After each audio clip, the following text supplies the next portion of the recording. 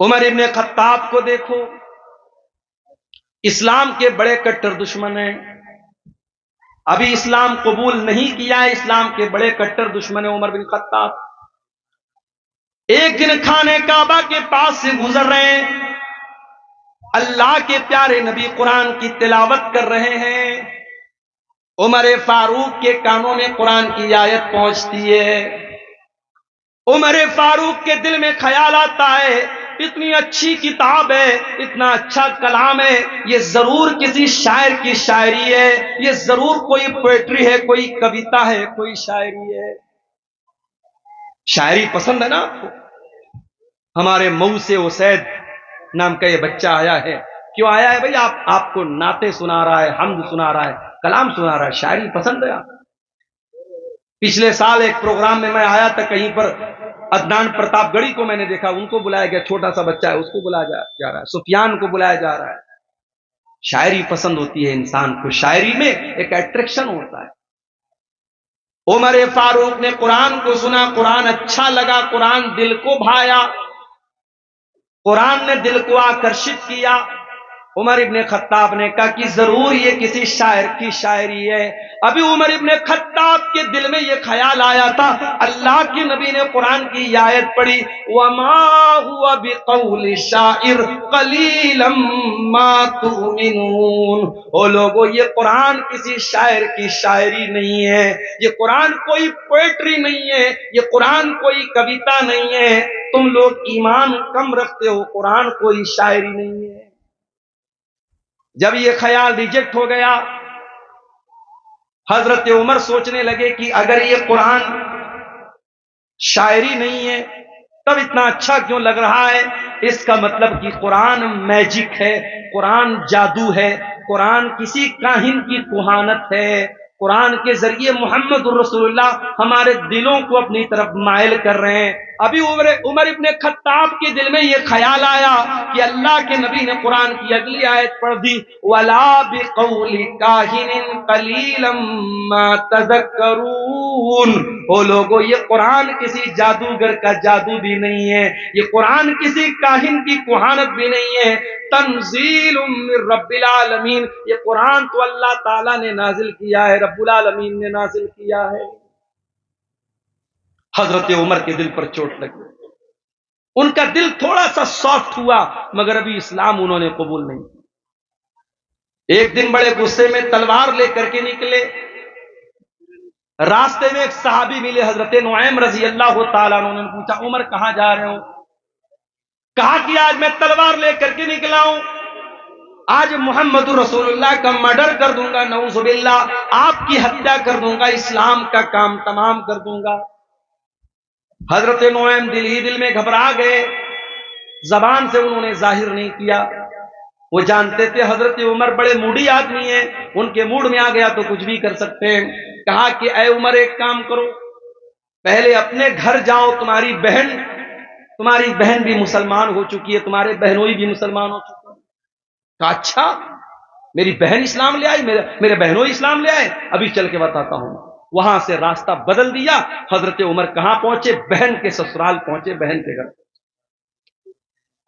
اندر بہنوئی قرآن کی تلاوت کر رہے تھے، قرآن پڑھ رہے تھے، حضرت خباب رضی اللہ تعالیٰ عنہ ان کو قرآن پڑھا رہے تھے۔ حضرت عمر نے دروازہ کھٹکھٹایا، بہنوئی نے اندر سے پوچھا کون؟ کہا کہ میں عمر ابن خطاب۔ جلدی سے قرآن کو چھپایا گیا، دروازے کو کھولا گیا، حضرت عمر نے کہا مجھے پتہ لگا ہے تو نے اسلام تو قبول کر لیا ہے، میری بہن، اتنا غلط کام تم نے کیسے کر دیا؟ اتنا کہنے کے بعد اپنی بہن کو مارنے لگے، بہنوئی بچانے کے لیے آئے، بہنوئی کو بھی مارنے لگے۔ حضرت خباب تو ایک کونے میں چھپے ہوئے تھے، بہنوئی بھی لہو لہان، بہن بھی لہو لہان۔ بہن نے کہا کہ اے عمر، کان کھول کر کے سن لے، جتنا مارنا ہے مار لے، جتنا ستم کرنا ہے ستم کر لے، اے عمر اب اسلام ہمارے دل کے اندر داخل ہو چکا ہے، اب تو اسلام کو ہمارے دل سے نہیں نکال سکتا۔ حضرت عمر سوچنے پر مجبور ہو گئے کہ وہ بہن جو کل تک اپنے بھائی کی آنکھوں سے آنکھیں ملا کر کے بھی باتیں نہیں کرتی تھی، آج کتنے دھڑلے سے میری باتوں کا جواب دے رہی ہے، اتنی ہمت میری بہن کے اندر کہاں سے پیدا ہو گئی؟ کہا اچھا بہنا یہ بتا، وہ جو تو کلام پڑھ رہی تھی، قرآن پڑھ رہی تھی، کیا میں بھی پڑھ سکتا ہوں؟ کہا نہیں تم نہیں پڑھ سکتے، تم ناپاک ہو، جاؤ پہلے غسل کر کے آؤ۔ حضرت عمر نے غسل کیا، پاک صاف ہو کر کے آئے، قرآن ان کے سامنے رکھ دیا گیا اور قرآن کی سورہ طٰہٰ کی آیتیں انہوں نے پڑھی۔ طٰہٰ ما انزلنا علیک القرآن لتشقی الا تذکرۃ لمن یخشی۔ حضرت عمر پڑھتے چلے جا رہے ہیں، قرآن کی آیتوں کو پڑھتے چلے جا رہے ہیں، اور ان کے سینے میں جو دل تھا وہ اسلام کی طرف مائل ہوتا چلا جا رہا ہے۔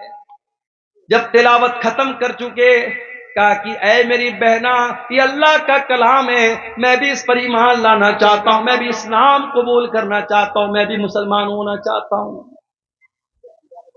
حضرت سعید بن زید ان کے بہنوئی تھے، ان کو لے کر کے دار ارقم میں پہنچے، جہاں اللہ کے نبی اپنے صحابہ کو لے کر کے چھپے رہتے تھے اور اسلام کی وہیں پر تبلیغ کرتے تھے۔ دار ارقم میں پہنچ کر کے حضرت عمر نے دروازہ کھٹکھٹایا، اندر سے پوچھا گیا کون؟ کہا کہ میں عمر بن خطاب ہوں۔ اندر صحابہ کرام ڈر گئے کہ ارے عمر آئے، پتہ نہیں کیا ارادہ لے کے آئے۔ حضرت حمزہ بھی اسلام لا چکے تھے، انہوں نے کہا کوئی بات نہیں، آنے دو، اچھے مقصد کے تحت آیا ہے تو اچھی بات ہے، برے مقصد کے تحت آیا ہے تو اسی کی تلوار سے اس کو ختم کر دوں گا، آنے دو۔ دروازہ کھولا گیا، حضرت عمر فاروق رضی اللہ تعالیٰ عنہ اندر آتے ہیں اور اللہ کے نبی کے پاس آ کر کے کہتے ہیں اشہد ان لا الہ الا اللہ واشہد انک رسول اللہ۔ اے اللہ کے نبی میں کوئی دشمنی کرنے نہیں آیا، میں کوئی مرڈر کرنے نہیں آیا، میں کوئی ہتیا کرنے نہیں آیا، میں اللہ کی توحید کا اعلان کرتا ہوں اور میں آپ کے رسول ہونے کا اعلان کرتا ہوں۔ اللہ کے نبی نے اللہ کا شکر ادا کیا، کیونکہ آپ نے اللہ سے دعا کی تھی کہ اے اللہ تو دو لوگوں میں سے کسی ایک کو اسلام کی توفیق دے دے، چاہے عمر بن ہشام کو جس کو ابو جہل کہتے ہیں اس کو تو اسلام کی توفیق دے دے، چاہے تو عمر بن خطاب کو دے دے۔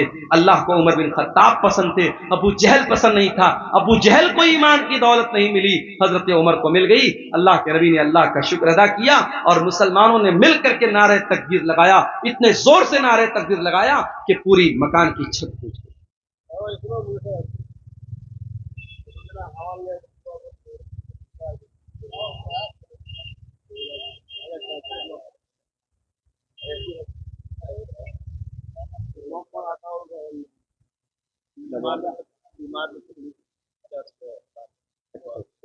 کیا نام ہے؟ کوئی محمد عطا الرحمان بھائی ہیں، بہت بیمار ہیں، تکلیف میں، انہوں نے مدرسے کو 1000 کا تعاون پیش کیا ہے، اللہ ان کا یہ چندہ قبول کرے، ان کی بیماری سے ان کو شفا عطا ہو۔ تو قرآن کریم میرے بھائیوں حضرت عمر فاروق کے دل کو بدلنے میں کامیاب ہو گیا۔ وہی قرآن ہمارے پاس موجود ہے، یہ قرآن ہمارے اوپر کیوں اثر نہیں ڈالتا؟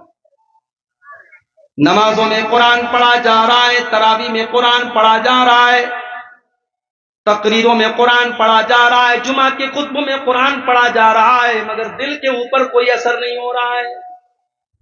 آؤ میں جواب دیتا ہوں، قرآن کا پہلا پارہ کھولو، اللہ فرماتا ہے ثم قست قلوبکم من بعد ذالک فہی کالحجارۃ او اشد قسوا۔ اے یہودیو تم نے اتنے گناہ کیے، اتنے اللہ کو ناراض کرنے والے کام کیے کہ تمہارے دل کٹھور ہو گئے، تمہارے دل سخت ہو گئے، اتنے سخت ہو گئے فَهِيَ كَالْحِجَارَةِ أَوْ أَشَدُّ قَسْوَةً، تمہارے دل پتھروں کے جیسے کٹھور ہو گئے، پتھروں سے زیادہ سخت ہو گئے، تمہارے دل کٹھور ہو گئے ہمارے۔ اس دل پر قرآن کا کوئی اثر نہیں ہو رہا ہے میرے۔ اس قرآن کو سن کر کے ڈاکو لوگ ایمان لے آتے تھے۔ فضیل ابن عیاض نام کا ایک ڈاکو جس کا کام لوگوں کے مکان کی چھتوں پہ جا کر کے چھاپا مارنا اور ڈاکہ ڈالنا ہے، فضیل ابن عیاض ڈاکہ ڈالنے کے لیے ایک مکان کی چھت پہ کودتا ہے، رات کا سناٹا ہے، رات کا ٹائم ہے، فضیل ابن عیاض ڈاکہ ڈالنے گیا ہے، چوری کرنے گیا ہے، مال ہڑپنے گیا ہے، وہ رات کے سناٹے میں کوئی اللہ کا بندہ قرآن کی تلاوت کر رہا تھا اور قرآن کی یہ آیت فضیل ابن عیاض کے کانوں میں پڑ جاتی ہے، الم یان للذین آمنوا ان تخشع قلوبهم لذکر اللہ، کیا ایمان والوں کے لیے ابھی وہ سمے نہیں آیا، وہ ٹائم نہیں آیا، وہ وقت نہیں آیا جب ایمان والوں کے دل اللہ کا کلام سن کر کے پگھل جائیں؟ جب یہ آیت سنی فضیل ابن عیاض نے، فوراً اس کے دل پر اثر ہوا، ڈاکو ہے، چور ہے، ڈاکہ ڈال کے اپنا خرچہ چلاتا ہے، قرآن کی آیت سنی، ڈائریکٹ دل پر اثر ہوا، اس نے کہا نہیں ہے اللہ، ٹائم آ چکا ہے، ٹائم آ چکا ہے اللہ، میں توبہ کرتا ہوں تیری بارگاہ میں، آج کے بعد چوری نہیں کروں گا، آج کے بعد ڈاکہ نہیں ڈالوں گا۔ اور چشمے فلک نے وہ منظر بھی دیکھا، فضیل ابن عیاض نے اتنی سچی توبہ کی، کل تک جو ڈاکہ ڈالا کرتا تھا، جو چوری کیا کرتا تھا، جو دوسروں کی بہو بیٹیوں کو غلط نظر سے دیکھا کرتا تھا، آج اللہ کا اتنا نیک بندہ ہو گیا کہ دن رات 24 گھنٹے وہ خانے کعبہ کے پاس رہنے لگا، اللہ کے گھر میں رہنے لگا، اتنا بڑا عابد، اتنا بڑا زاہد بن گیا، اتنا بڑا عبادت گزار بن گیا۔